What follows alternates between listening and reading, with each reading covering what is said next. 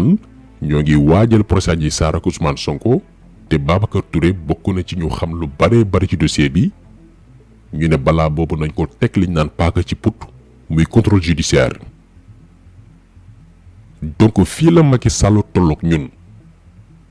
mayatuñ Sénégalais bi fu mu ñaxtoo ndax corrompre nañ lu bari ci média yi mayatuñ population bi manifester pacifiquement boo ko defee ñu ne trouble à l'ordre public te média bu ko teg ñu tëj la. léegi nee nañ journalistes yi ngeen di déglu pour informer wu xam liy xew seen réew ñoo ñee la ñu noppiloo benn par benn. lii nag réew yi maam yépp ñu koy wooyu dictature xeex moo leen ci mucculoo dafa jot sénégalais yi xeex pour retrouver waat seen liberté ndax li fi xew du jàmm du salaam. leen fee waxoon ni leen ñoom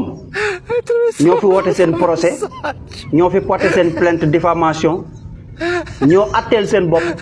dàq suñu ay avocat ca biti génne leen tribunal bi atteel seen bopp ñoom ak seen ay juge seen ay procureur génneel seen bopp seen verdict ci saasi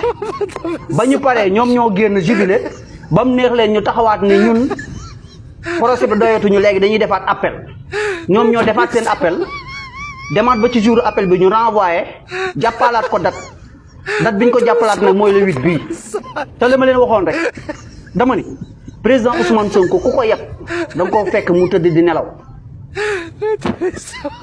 waaye ku ko xam-xam ne ku mu jàkkaarlool ci bët ak bët yow boo nee da nga koo yeb xamal da ngay tëdd di nelaw di gént rek. le 8 bii nag ñoom ñoo jàppaat seen datu bopp te ñoom nañ ko amale woon te seen atte bu njëkk ba